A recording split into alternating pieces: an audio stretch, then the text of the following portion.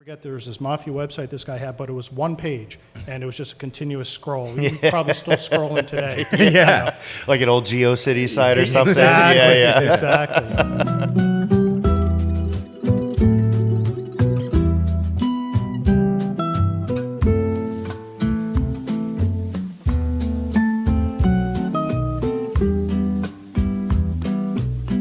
Okay. All right. Well, without further ado, why don't we go ahead and get started? Sure. You want to start? I'll start. Yeah, sure. Why not? Okay. So, everybody, welcome to another episode of the Ybor podcast. Thanks for tuning in. I'm one of your hosts, Max Herman. My co-host, as always, Taylor Durden in the house. And very good to be here. In fact, very happy to have our guest today, a legend in not just Ybor City, but if you know anything about organized crime in America, this man probably has helped you learn about it. I present to you all the author of Cigar City Mafia, Scott Deitche. Thank you very much. Nice to Appreciate meet it. you. Thanks for having us. Thanks for having me. Yeah, so, we're glad to have you in here. I know a little bit about, we've talked many times over cigars and a couple of alcoholic beverages and whatnot, but I know some people might not know your origin story. In fact, I think that he probably does. Yeah. So one of my first questions for you, because I'm just kind of curious, is, are you from this area originally? No, I am not. Whereabouts were you from prior? So I was born and raised in New Jersey, hence the general interest on the topic. Yeah. Kind of north central, right outside New York City. Came down here to Eckerd College in St. Pete to go to school for marine science. That's what my degree is and kind of my day job stuff. I graduated from there, moved back to Jersey for about half a year, and then came here in '95, and I've been here ever since. Pulls people back every time. Well, once you get down here, you kind of do, it's the laid-back lifestyle compared to the city up there. You probably fell in love with the atmosphere around here. Yeah. Although I do need my city fixed every so often, but but it is a cool city here too as well, both here and I'll get this out of the way now because I did reveal this shocking fact about myself to Mario Nunez, everyone's favorite Tampano already, but I've actually never lived in Tampa. I've always been a St. Pete guy. Oh, no Across kidding. the bridge. Yep. So I've been in '. Since Eckerd, and then I moved down here in '95. Always been in St. Pete.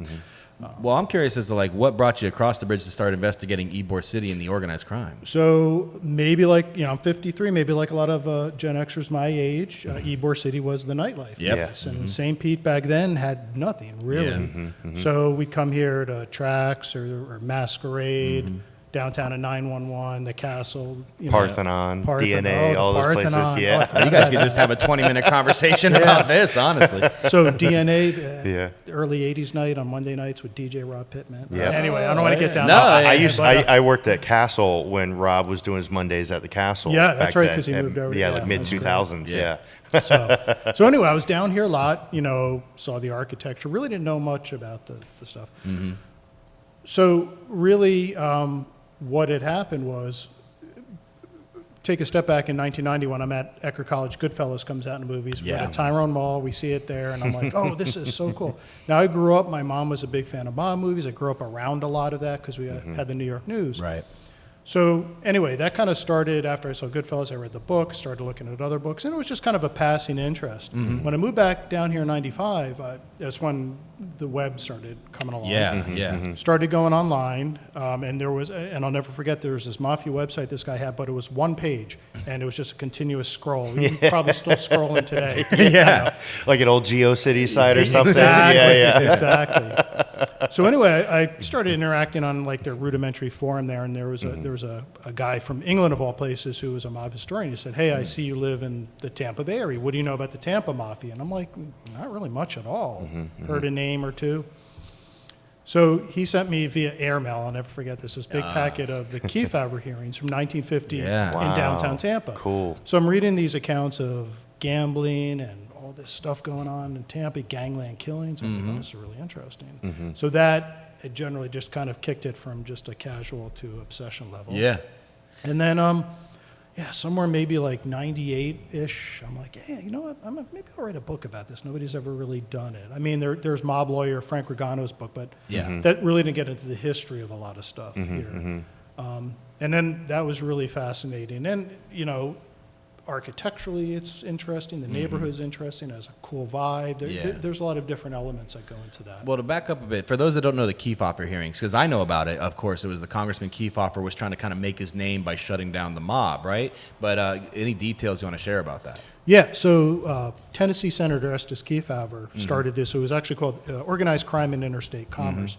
And it was kind of one of the first times that they looked at organized crime as this national syndicate type thing.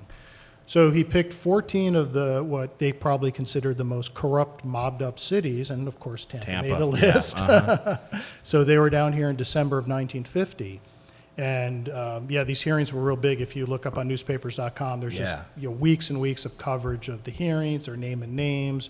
They're talking about political corruption, ties between the mob and law enforcement. Right. I always remind people about Curtis Hickson because from your stories, I was like, I never knew, because I was like, Curtis Hickson, he's like a hero mayor, and then I read about some of your stuff. I'm like, oh, guys, at home, investigate Curtis Hickson a little bit. You don't realize, great park, but yeah, exactly. There's some familiar names in those hearings. Yeah, I'm sure. Yeah. So you started doing the investigations of all these mobsters and stuff like that, and you started putting together probably a pretty good, portfolio of stories and stuff like that. Is there any certain characters that stood out to you? Like, oh my God, this guy could have his own movie. Well, the two big ones obviously are Trafficante, and then Charlie Wall had a really interesting story, which became a documentary. The Guzzo brothers did that Charlie Wall documentary. So those are really interesting. They're interesting in the context of organized crime because of the setting here in Tampa and the way the first mob boss of Tampa was the son of one of the most prominent citizens in town. Yeah, right. It's kind of because he was a McKay, wasn't he? Yeah, his mom was a McKay. His dad was the scientist that helped discover how to prevent yellow fever. It wasn't. That was a relative of his. But his dad, I think, was the. And I might be getting this wrong. Former mayor, but he was John Wall. Yeah, John Wall. No, actually, you know what? I'm sorry. He was that doctor during the Civil War. You're right. Yeah. Right. Yeah. So this is like blue blood, old school, Silver Tampa. Spoon. So this is not that street urchin who becomes a mob boss. Right. This is, well, it's kind of like a case of the preacher's daughter. Yeah, exactly. That's a good way to put it. Actually, So. I mean, he could have been Senator Charlie Wall, but instead he was hanging out with the gambling syndicates. I absolutely can't believe they haven't made some sort of embellishment style movie on him. And the thing about him, I think that makes it the most interesting, is we still really definitively don't know who killed. He dies 20 years. So technically, it's still an open case, is it not? Yeah, absolutely. So you have everything from kind of this. I can't say rags to riches to other riches. Right. Yeah. Right. So, I mean, what a such an interesting character. Yeah. I mean, definitely one of the more fascinating characters in maybe all the nation mob history. But Charlie Wall, definitely a legend around here. I mean, the White Shadow, all that stuff. But I mean, I'm guessing during your research, when you started putting together this book, was there a lot of pushback from some of these people? So here was the thing. When I started doing this, I'd never done this before, so I didn't know how to do it. So I kind of went about it in kind of a haphazard, stabby way. And you have to remember, when I started researching this, I'd say 90% of what you can get now online, you couldn't get. You actually had to go down. I remember going to the old Tampa Tribune, and they had the original files of the original photographs. Cool. And there'd be mob photographs with notes from the guy who took the photo. Yeah. Who knows where those are? Right. But you actually had to go on microfiche and go to the. So it was a little bit of a laborious process. But one of the other things is I actually found some people who were still around from that time. Yeah. And I kind of tried seeing if they talk from that side of the law. Right. And they didn't. The law enforcement people are much more. So I was able to get a lot more information from them. Retired FBI, FDLE. One thing I learned, a lot of retired police take stuff home with them. So I got some really cool stuff. I'll bet. I took this file here. I wondered the same thing during the process. Even after publishing, did you have any sort of So after publishing, it's a completely different story. Yeah. So when this was published in 2004, it was, I don't want to use the term a thing, but it was for a while. I would have 40, 50 people at a book signing. Right. Wow. All talking about this, let me tell you oh my God, I never knew this about my grandfather's in this book, or this or that. Sometimes I'd get pushback, but I would say over the course of all of this, it's about a 95 positive to 5%. That's good. Yeah. Negative. Right. And the negative has not always come from families. I've met a lot of families over the years, and I'm cognizant of that. I might be writing about your relative. I've had a lot that have come out on the tours and the book signings. Have just sent me emails. I had a guy the other day on Reddit whose dad was in Cigar City Mafia, and I talked to him offline. He's like, "Oh yeah, we always wondered why this was this," and those kind of things. Oh, no kidding, cool. So that's been really cool, and to this day, I still get people sharing stories, and the book's been out 21 years now at this point. Yeah, so. I've read it twice, and I just recently picked up the Silent Dawn. That's the second I'm very one. interested in reading more about that. Probably the most notorious gangster in Tampa history, maybe Caribbean Mafia history, Santo Trafficante Jr. Yeah, absolutely. So I know that some of his family's still here. I'm actually friends with his granddaughter. I want to know a little bit more about, like, we'll get back to Trafficante, of course, but I want to know, I mean, you released the book, it was like a perfect timing. I mean, Sopranos had just come out. Yeah. I mean, the Mafia was kind of on everybody's radar a little bit. So was it like huge success right away? Or? Yes, oh, immediately. Amazing. That's great. The first night, my first book's signing was at Inkwood Books, which is no longer there, one of the great bookshops of Tampa, and they sold out of books. They Really? didn't have enough. There were people like waiting to get in. Cool. So yeah, it was like a hit right off the bat, and I think it tapped into the vein that you've seen other mob authors get into. Is a lot of people want to know that history, and for every person that says, "Well, why do you talk about that?" Well, there's like 15 other people that are like, "I really want to hear about that history," absolutely. or I've heard those stories, or or I didn't know, and I've talked to people that grew up here in Tampa, their whole life, and they're like, I never really knew that. Yeah, I'm born and raised, and I've always learned about. My mom, apparently, when she was younger, used to watch the Trafficante kids. Oh, really? And so the Trafficante was always a name in our household. You know, like it was spoken about. We knew what was going on, and so I've always had like an interest in it. But for me, what really stood out, what I enjoyed about reading the book, Cigar City Mafia, was all the locations. Yeah. The locations that like I finally get to place, because I knew something about so and so restaurant. I knew something had been going on, and you could walk around with the book and like get the whole tour yourself. Absolutely. And see it. But you also do mob tours, which we'll talk about in a moment. But like, I guess I'm wondering, like, discovering all these things after somebody who just came down here and was like, I don't know, I'm kind of interested in it. I mean, it must have been mind-blowing discovering how maybe Tampa might be the best-kept secret in Mafia history. Yeah, absolutely. And, I've learned so much more since that book. I can only imagine. Funny enough, about 2 or 3 years ago, in between, after my last book, before the most current one came out, I had a little break. And I approached the publisher, the guy who owns the rights on the publisher, about doing an updated version of Cigar. That would be great. And he's like, "Man, these still sell so well. I'd be hesitant to stop." Because then they might not buy the old one. Yeah. But I'm definitely, that's always going to be something in the future that I'll do, because there's so much more I've learned, like from where my book starts on. But one of the most interesting things is over the last few years is I've really gotten a huge sense of how much there was going on before I start my book, like in the 20s. Like, really? There's stuff in the turn of the 1900s. Yeah, like the leading up to. Yeah. So Let's hear a little bit about that, because I mean, I've read your book several times too, and honestly, yeah. at the top of my head, I just realized we should have brought the damn book so you could sign them. You know what? I pulled it out and I should had have it on my brought it. table, and I was like, I'm not going to bug the man for autograph. Listen, I autograph anytime you this want. guy's one of the nicest guys you'll meet. For those of you guys out there, if you happen to catch him and you have the copy on you, he will sign. I will be happy to sign. Yeah, but like, let's talk a little bit about that. Pre-prohibition and all that. So there was a rash of black hand killings throughout West Tampa and Ybor in the early 1900s, and some of these were vendetta killings, some of these were early mob activity, extorting businessmen. The other thing that was really interesting is there was a counterfeiting case in 1908 in New York City. There was a guy, Giuseppe Clutchhand Morello, one of the early mafia bosses of New York, of American mafia history.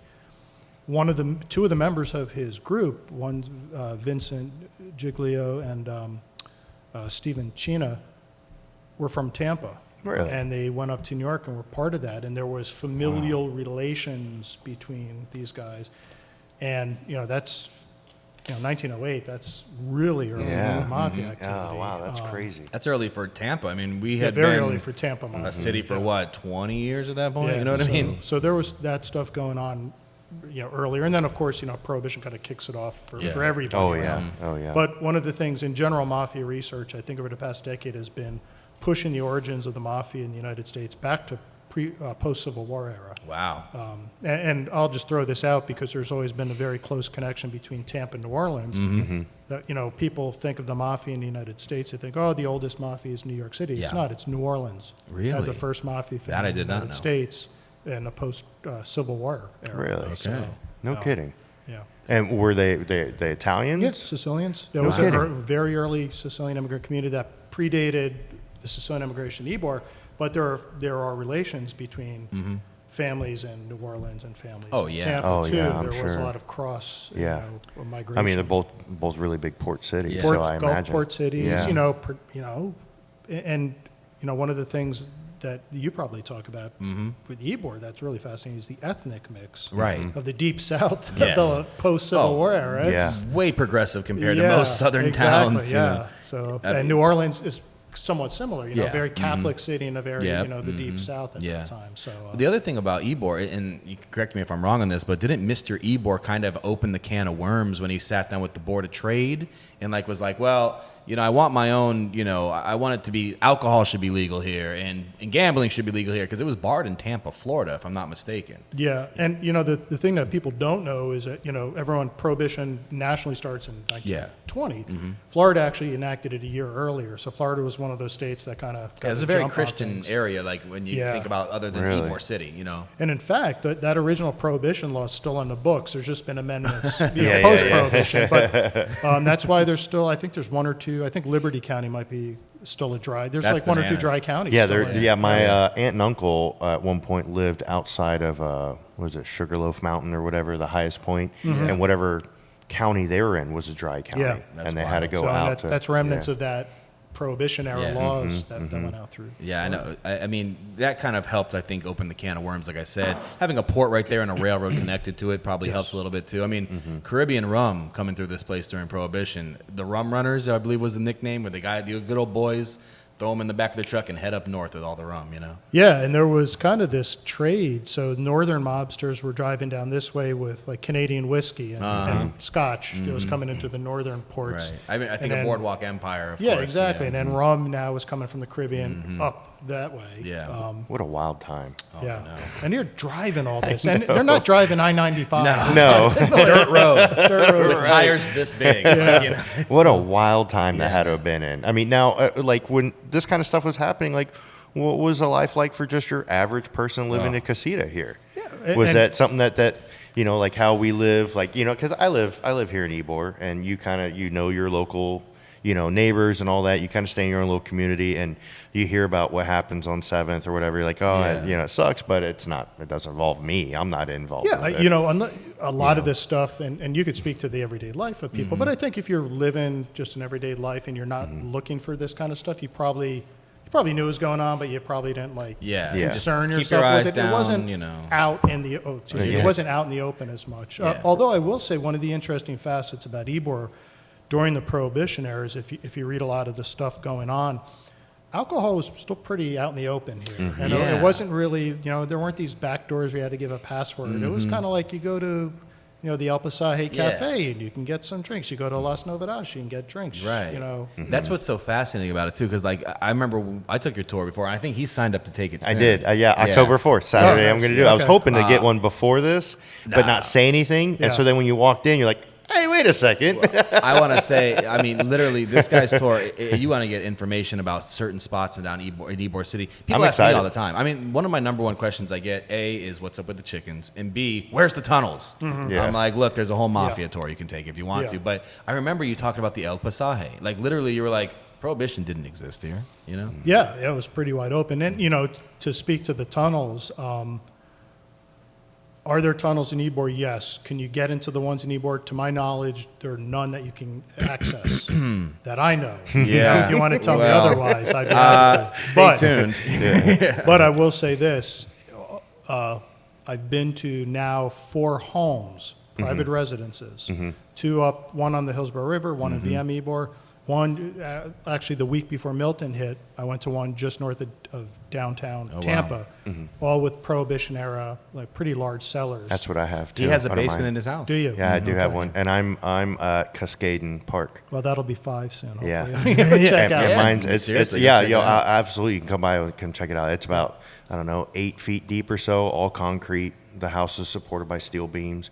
My home was built in 1920. Sure enough, yeah. It survived the 1921 hurricane that ripped through here.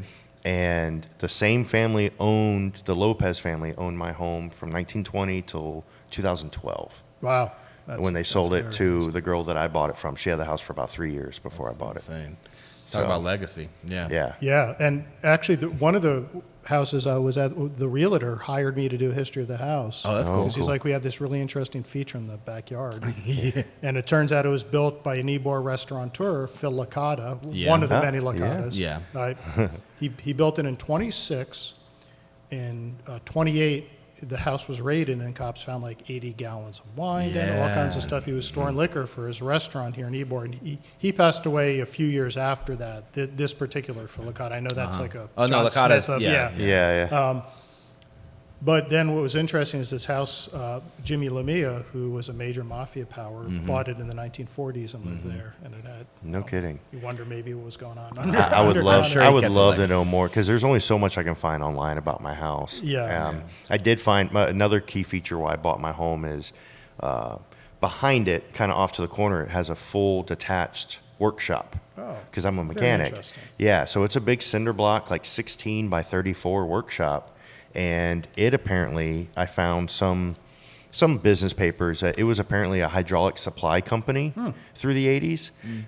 Makes sense. They closed in like late 80s, I believe, but in the 50s, they were clearing like $175,000 a year. Oh, wow. Back then? Yeah, in the 50s. There's no way that was just off of yeah, there's got to be something nefarious going on. So I would love to know more about my home. That'd be super cool. Yeah, that'd be kind of. Yeah. I think Scott should come over there and check it out. Yeah. For sure. I'd love to. Definitely. Yeah, I'd love to have you see it. It's neat. And we had to fix a lot of the concrete was starting to age and turn to sand, and we found where they used just anything they could to fill for rebar. Right. So there's like an axle for like a Model A Ford was in the wall that we had that's so concreted cool. back over. Yeah. That's funny.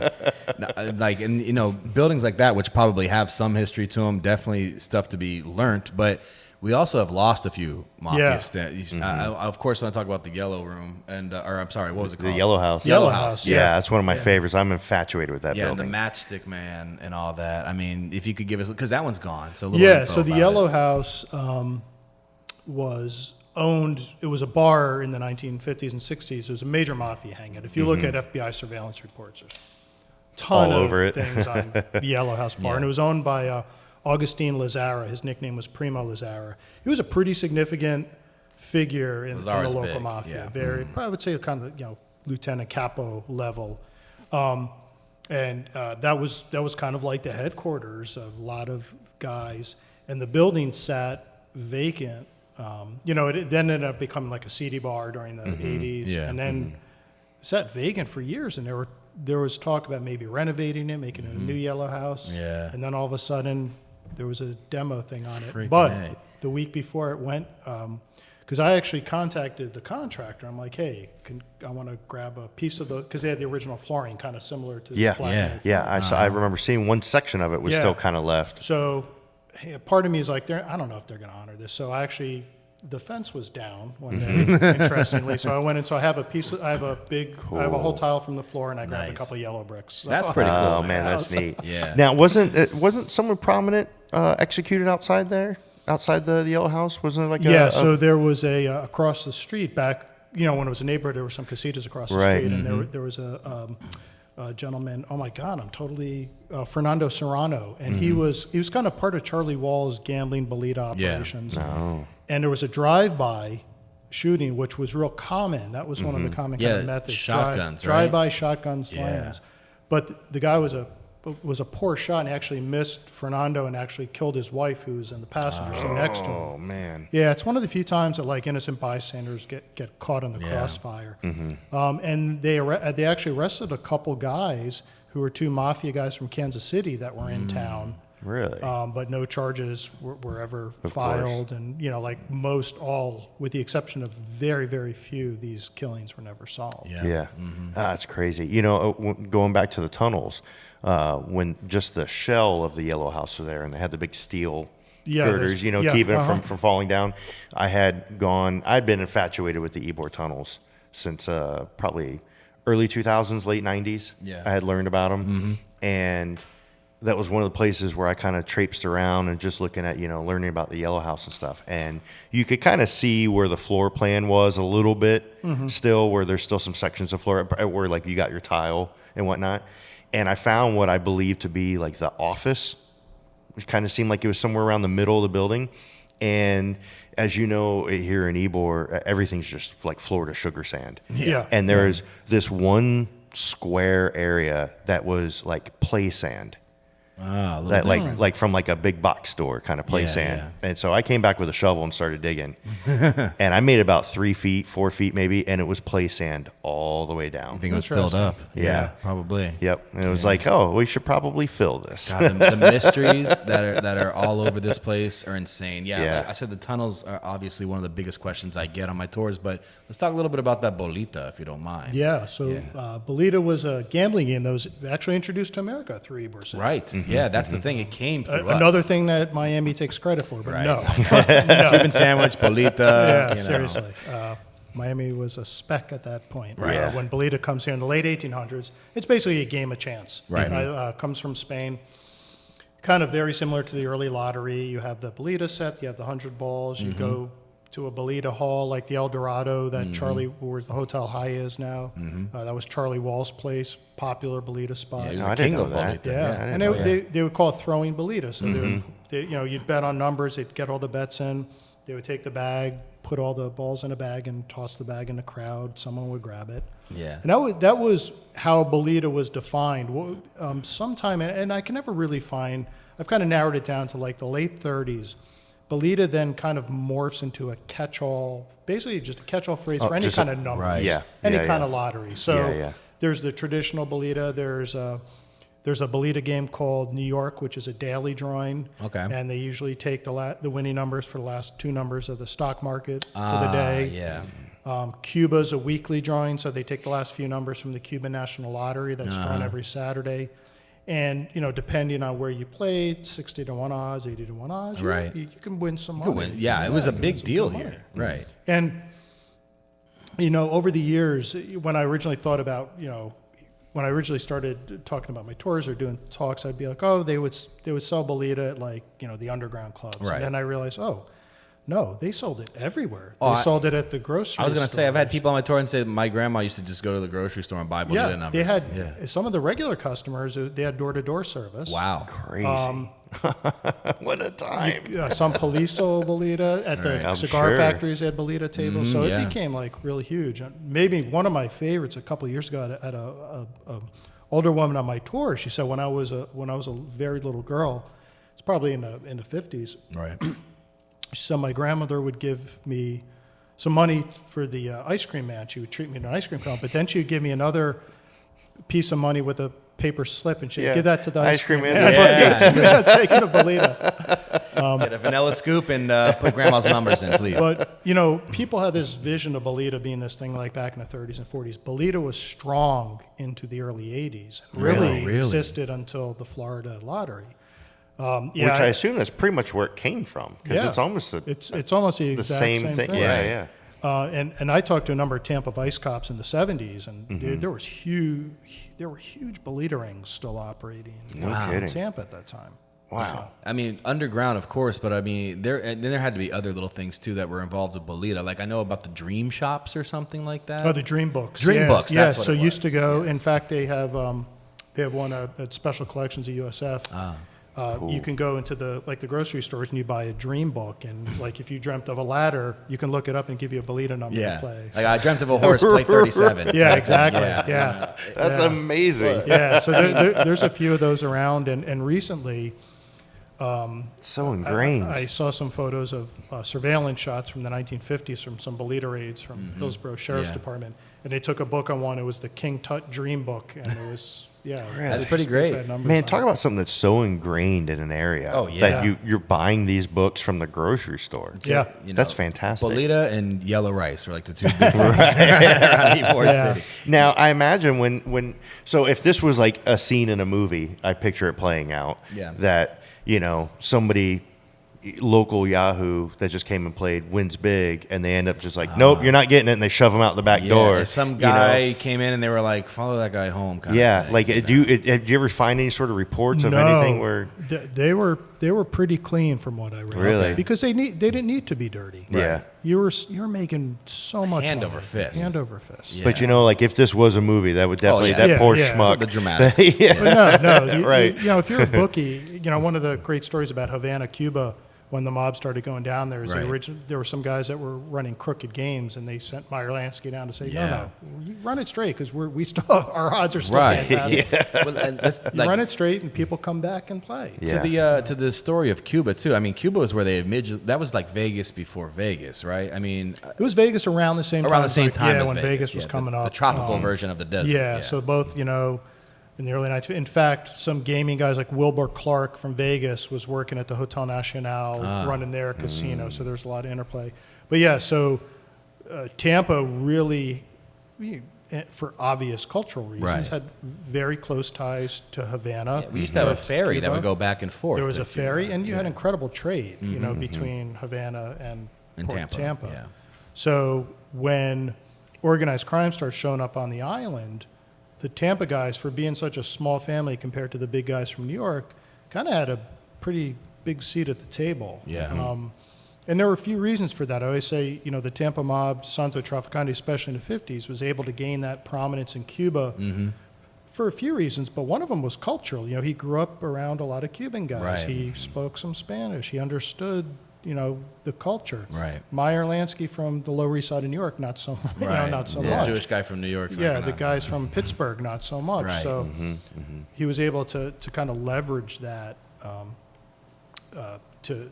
kind of middleman it a little bit. Well, but he actually owned casinos. That was the other thing, is they were legally allowed to own casinos. Yeah. So he legally owned the Deauville, the Hotel Capri. He had an interest in the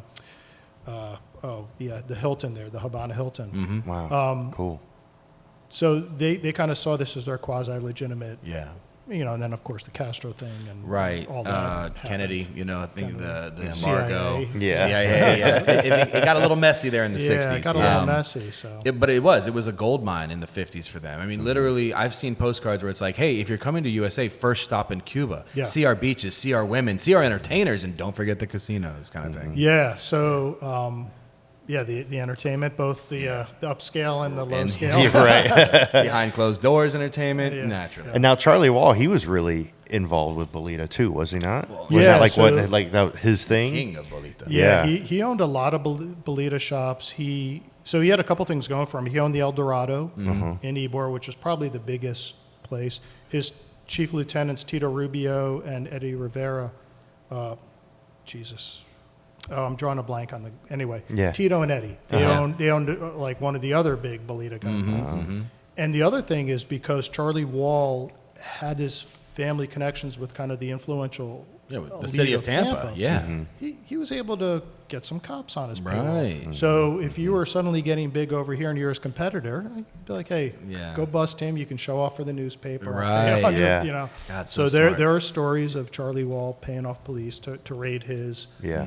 his competition, and these would kind of pop up sometime. You would see like the Tampa Tribune all of a sudden Yeah. start this this thing. We're gonna this campaign to get rid of gambling. We're, in Ybor. we're Right, cleaning up the right. city. They're cleaning up the Yeah. city, and then the cops would raid a couple places, and it'll quiet And down. everyone's but, happy, yeah. But if you look at it, they're places that are competing with Charlie Wall. It had to help a little with Charlie. Well, first of all, I mean, I know there was the Sicilians, the Cubans, but he was Anglo.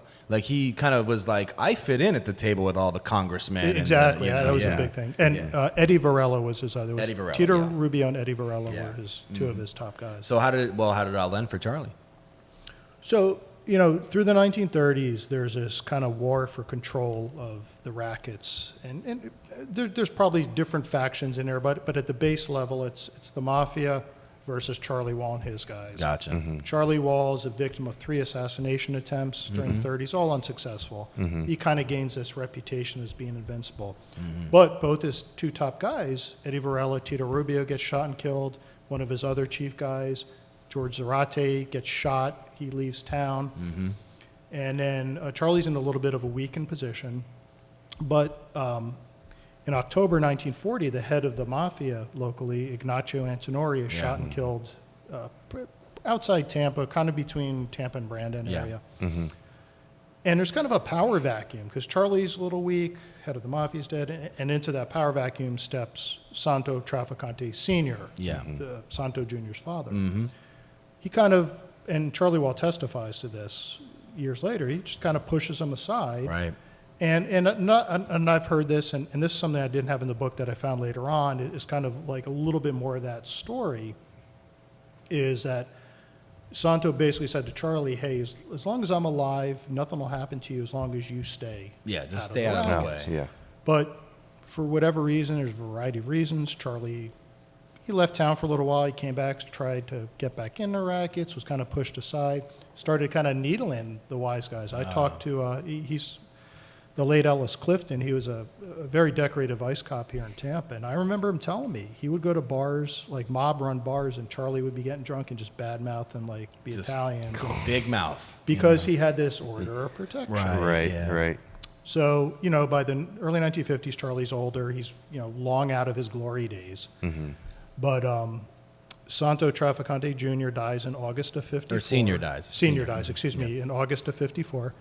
The following April of 55, Charlie's at the Dream Bar on Nebraska, getting drunk, being his usual self. Yeah, usual Charlie.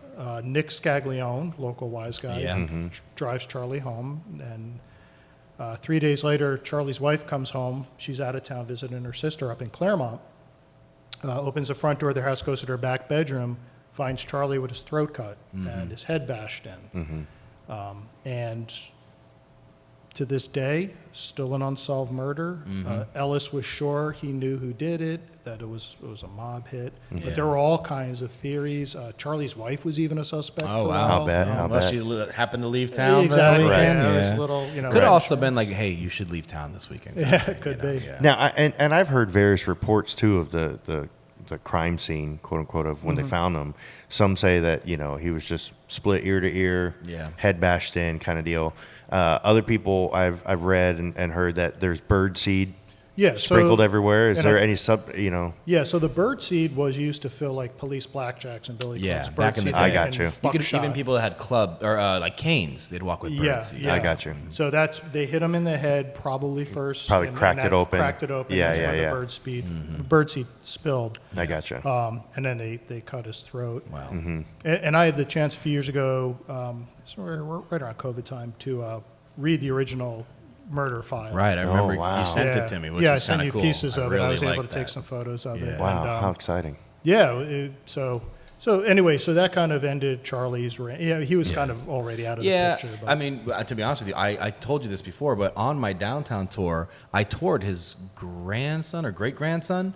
Literally, I was like, we're going to go to the Oaklawn Cemetery, and he's like, I have a family plot there. I go, what's your last name? He goes, Wall. And I just stared at him for a second, and I go, I didn't want to say Charlie's name, but I go, you mean like John Wall? He goes, yep. I go, so Charlie Wall? He goes, that's my grandfather or great-grandfather. It's one of those. He was a young kid. He's 20-something. Yeah. I go, so can I say some mean things about him? He goes, we've disowned him. Okay. You can say whatever you want about him. All right. But enough about that guy, because he was, like I said, the White Shadow, the King of Bolita, but there was, like you said, the power vacuum that rolled into the 50s, and that's when the big name comes in. Yeah. Yes. Let's talk a little bit about Santo Trafficante Jr., who took over the reins from his father, correct? Yep. Yeah, in the early 50s. He kind of steps in his pictures. And, already at that point, he's in with the rest of the U.S. Mafia, the commission. Yeah, he's really tied in at that point, right? Very close with Carlos Marcello and in New Orleans, very close to the Chicago outfit, guys in New York City. He, in fact, gets invited to the wedding of Joe Profaci's daughter, which is like it was like the Mafia event of the year. Right. He's invited to that wedding. He starts showing up, meeting with guys from the north. So that's kind of a sign of he's more than just the local guy around town. Yeah. And then he starts spending a lot of time in Cuba. And, you know, when Castro takes over and kind of cleans everything out, you know, one of kind of the myths of that is that he kind of kicked the mob out, but also that he closed the casinos immediately. Well, he did close the casinos, but a lot of the Cubans worked at the casinos. So they're like, hey, man, I need my job. So actually, there was a short time afterwards where he reopened the casinos. Oh. And Trafficante, because he had a lot of money invested there, but also because there's stories that he met Castro when Castro came to Ybor many years prior. Really? Yeah. That maybe he felt kinship. And then, of course, there's the fact that the mob was running guns to Castro. Right. In addition to Batista kind of playing both sides. Those could have been a kind of a variety of reasons, but he decides to stay. He's one of the only guys. He's like, hey, maybe the casinos will come back. I can get... And then under pressure from the U.S. government, he gets jailed in Cuba for a short period of time, and it's the only time he's ever he was almost spent untouched, right? Yeah, That's very incredible. much so in the United States. Wow. Yeah. So from Cuba, he gets jailed. From what I understand, he also kind of bounced back and forth a little bit between Tampa and Cuba, if that's correct. After he was released, then he basically, when he comes back in the '60s, he spends, I'd say, most of his time in Miami. Okay. So he has a house in Miami too. Still has the house in Tampa. Miami was kind of blooming then. Yeah. So he starts going to Miami, and Miami's really booming then too for organized crime. Right. Like the mob is heavy in Miami in the 1960s. Right for the picking. Yeah. You know. So he's there with Sinatra at the Fontainebleau, the Eden Rock. He do this, but then he also. And just taking a step back, so he has all these money involved in these casinos in Cuba, then he loses it. Most of the other mob families, if they haven't already, they really start investing in Las Vegas. Tampa is one of the few families that didn't make that move. I think Santo still saw visions of the Caribbean, Cuba, and then he gets drawn into these CIA plots where the CIA basically hires him to kill Fidel Castro. Yeah, right. So suddenly he goes from being a mob boss to now this informant. Part of this geopolitical storm that's hitting the Western Hemisphere. Didn't they put together like a team? I think I read somewhere they put together like a team and just basically abandoned them. Like that was the Bay of Pigs. That's the Bay of Pigs. Right. Yeah. And what was interesting about the Bay of Pigs is there were a couple people in there that were gangsters in Cuba that came over that later became kind of part of, and they call it in the files, kind of this Cuban mob under Trafficante in Miami. So he almost had this other crime group in Miami. That's why I read the Bay of Pigs, but I was a teenager. It was a long time ago. Well, I mean, it was basically they thought, well, once we get there, everybody's going to go, forget Castro. They're going to help. But they were going into a part of Cuba where, like, Castro got them fresh water there. You know what I mean? Like, they're like, we're not turning on Castro. So it was a total mess, obviously. Yeah. So I had the opportunity before he died to talk to Robert Mayhew. And, he was the guy that set up the meetings between the CIA, Santo Trafficante, Johnny Roselli, who was a Chicago mobster who's based in L.A., and Sam Giancana, who's boss of the Chicago mob. And then I interviewed him. He talked to me about the meetings and just basically crazy. The CIA really did that. It's fact. I mean that's the funny thing about it is I'm not a conspiracy theory myself, but that's probably the biggest conspiracy in American history is what exactly happened there. Because for the people that don't know, JFK was here 4 days before he died, and he gave that speech at UT. He held my aunt. Oh, did as he a really? baby, when he got off the airplane. My mom was like I said, cool. she was involved with the Trafficantes and stuff, and she would tell me. I guess her mother was a lounge singer, and she would tell me all the time when they would go to Burns, they would park across the street, and there's a little tower, and you go down, and there's a tunnel, and you end up in their room in Burns. Wow, really? Yeah, that's pretty cool. I never heard that before. And her mom was like a lounge singer. That's amazing. And so when Kennedy came, my mom, when she was, I don't know, a teenager, and my aunt was just a baby, they were there, and kiss the baby for the photo. Kennedy walked by and totally grabbed this blonde baby, and that's so wild. That's great. With the Kennedy thing, of course, it's one of the biggest mysteries in American history. And Trafficante features into a lot of those conspiracy theories. Yeah, there was what was the hearing that they had where they finally discovered it was Lee Harvey Oswald acting by himself. That's a Warren Commission. The Warren Commission. Exactly. And did Trafficante testify in that? No. He testified at the House Select Committee on Assassinations in '78. Okay. And you can go on YouTube. There's still some good good video. He doesn't say much, but I'm sure. So Trafficante lived a long life here, right? He died in the 80s. He died in March of '87. March of '87, and like I said, family's still in the area. And honestly, I know a couple of them. They seem to be pretty nice people. And I'm always cognizant of that. Right. Mm-hmm. It's a fascinating part of the history of the city. It really is. And I tell people it's an integral part, especially if you look in the 40s and 50s, how intertwined organized crime was with the upper crust, the underground, the upper ground. By then, the cigar industry was kind of crashing, and it was like, well, Tampa, what's our new move? How are we going to go into a new identity? And, I mean, they were filling the fridges of people, you know? I mean, none of this would be what it is without with any of this history. Yeah, you know, it all plays a part into it too. And the fact that a small, and if you look at the terms of if you look at the landscape of the mafia in the United States, you had anywhere from 28 to 30 cities. There's probably some debate. Tampa was on the smaller side. Of they couldn't have gone to war against Chicago, or Kansas City. Those are way definitely bigger not cities. New York, But you had this individual that comes out of here, Trafficante, who's who's involved with crime groups in Europe. we were Central really America, far South reaching. America. He had a lot of reach, and then even in the state of Florida, I did a talk over in Sanford a few weeks ago for their historical society. I really concentrated on the cracker mob. Harlan Blackburn in Orlando, these basically kind of the good old boy mob of Central Florida, and they were very close with the Trafficantes, and they would do joint Bolita operations. Oh, wow. No kidding. Like Lakeland, That's meet wild. halfway. Yeah. You don't really think Lakeland when you think organized crime. No, That's kind of funny. But back in the day, that was the gambling and and they were doing moonshine into the 70s. Yeah, that makes sense too. I'm sure. Yeah, the moonshine coming out of the middle of Florida probably was pretty good. Yeah, sure. Yeah, and you see a lot of the family names still exist. Right. A lot of them, and we just recently lose one of the last named members Yes, of. So when Trafficante dies in '87, local, state, and federal law enforcement identify his driver, Vincent Lascalzo. Lascalzo, taking it over. And he just passed away 2 weeks ago. Yeah. Oh wow. 88 years old, and What secrets went with him? Very tight-lipped. You gotta approached be. him a couple times through intermediaries. Yeah. Yep. Nope. Figures, I knew it was going to be a no, but you got to take the. But let me ask you this, because like you said, you got some help from the beat cops. You got maybe a little bit from the wise guys, but anybody that you kind of went to interview and you're like, this guy's a whack job. Anybody? Oh my God! You're unsettled. I get to this day. In fact, a few weeks ago, we got a crazy email to our Tampa Mafia webpage, and so they generally fall into one or two things, or a few different things.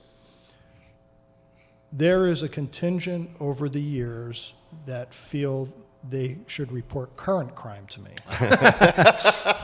and I'm not a cop. Call 911, man. Call 911. Right. They're like, you need to check out this that's going on here. I'm like, no, I don't. I'm an author, dude. I'm not an officer. So there's that. There's the people that are just ask weird questions or hey, man. And that's fine. Again, overwhelming majority is people that want to find out more information. Yeah. If a lot of questions about family, that's always a big thing. I just had one the other day doing genealogy. They're like, oh, this guy popped up. Then you do get the ones that you're like, I'm not even going to respond because I don't want to start a conversation. I don't want to start a link to this. Right. And those are generally fall into current political conspiracies, and you need to look into the mafia and down in City Hall kind of stuff. Right, of course. And then the ones that, honestly, there's a few that I don't even know we don't know what they're about. They just don't make sense. A lot Streams of consciousness. The thing about everybody gets the internet, whether you can read or not. That's the thing. Exactly, yeah. So, but we do get, I do get some weird ones over the years. I can There've bet, been a man. few. And then, of course, I save them. Well, let's talk back on the subject of Ybor, because it is the Ybor Muta podcast. Yeah, we want to talk absolutely. about the weird stuff that happens here. Whether you have a story of when you would party out here and you had one experience where man, that was the craziest night of my life, or when you were doing research out here and had some weird experiences that happened. I mean, this is not PG-13. You can share. I'm sure your wife's not listening. Don't worry. Some crazy nights back in the day. And people don't realize there was a lot of nightlife here, but Ybor, one block on either side of 7th, not safe. Yeah. It was not safe. Yeah. So there were some nights that were little tense over the years. I would say though, in terms of like real craziness, would be more related to just finding out like, oh my God, here was a place I went to dance at, or we went to drink at, and the guy was killed right here. Yeah. Later on, you realize kind of like, this place you always knew as one thing was like totally something else. Oh yeah. And then there's always, of course, the looking back, and you're like, oh, I wish I would have went there when it was still standing before they tore it down or a thing. Yeah, one of the things I get on my tours often is like, I can't believe how historic this is because I puked right here. That's pretty much a lot of my crazy Ybor nights ended up along those lines. But and you get nostalgic for some of the old nightclubs and bars that used to be in Ybor. And if people think Ybor is a bar place now, it really it's nothing hit peak compared bar to what like it in the was. 90s. Yeah. It was just when I first started coming out as just a shithead teenager in the mid 90s, and I turned 21 in 2000.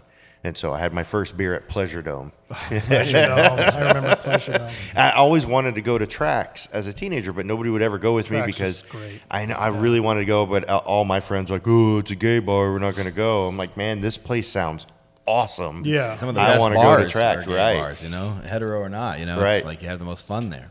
And, we would go to New York sometimes when I was in high school, but we didn't go to the bars or anything not till later. Right. I was in my 20s. So Trax was my first like bar like that. And it was very comfortable. Like everyone was cool. Absolutely. It was just like the coolest thing. What an amazing space, because even Pleasure Dome was fantastic. Yeah, we used to go there. It was funny, at Eckerd College, a big contingent of Eckerd kids would go up there on Thursday nights because it was quote-unquote straight night. Right. Yeah. And they would have the El Goya drag show sometimes. It was a blast. It was a lot of fun. Oh, that's amazing. Ybor in that era was so much fun. Yeah, but again, because I never ventured off 7th, I never even came up to the Cuban Club. Right, I just didn't. I'm just going to stick here to these 3 or 4 square blocks. Did the You same don't want to thing. make a wrong turn back then. No. But it's probably amazing thinking about on your tours. Like when I took your tour, I couldn't believe all the stories at each spot. I'm like, oh my God, even behind the 7-Eleven, over here and there. The thing about your tours, talk a little bit about the tours that you do. Yeah, so as an outcropping of this, maybe back, maybe 2011-ish, I decided to try a tour. So I'll never forget, one of the first things I did is I did eBay.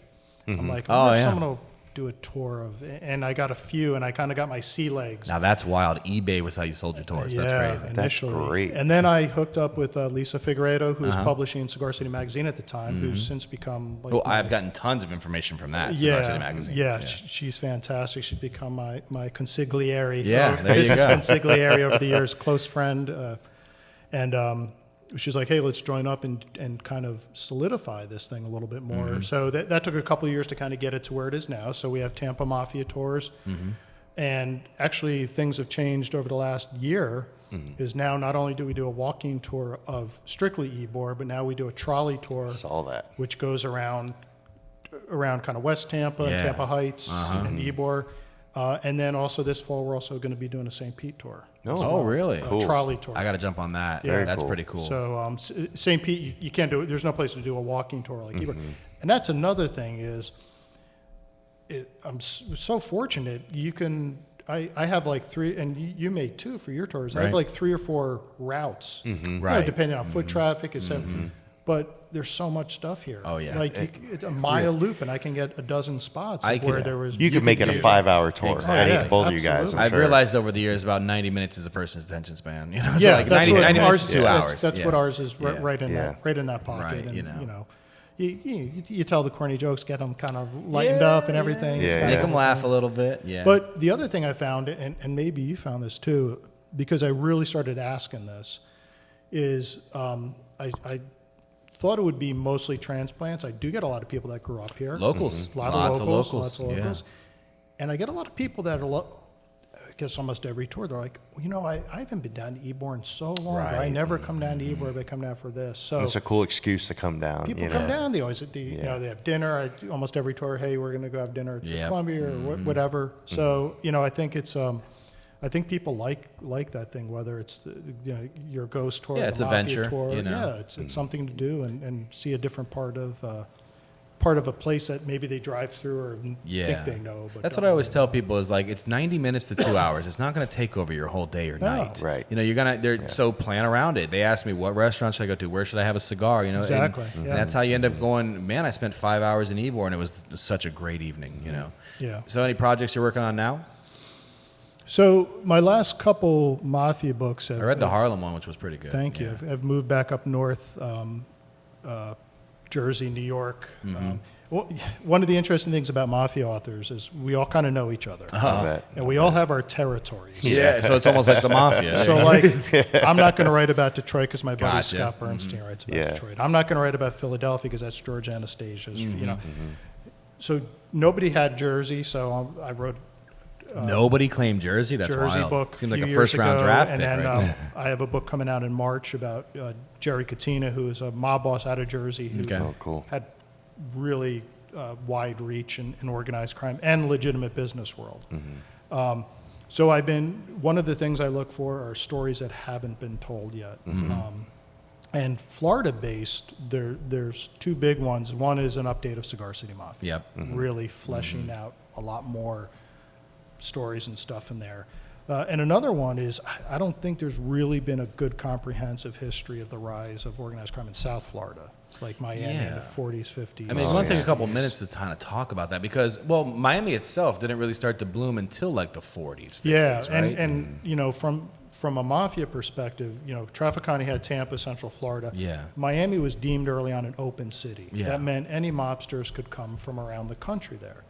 But since Trafficante was based in Florida, even though he didn't control Miami, he had kind of a head stature start. in Miami. He had stature, and if you Yeah. came down, you went and saw him and shook his hand or said hi. Let him know I'm in town. A place of respect, you know, ahead of the house. And he was on equal footing with a lot of bosses of bigger families, Yeah. and again, getting to that kind of weird dichotomy of that. But, Man, that sounds really interesting because when I think.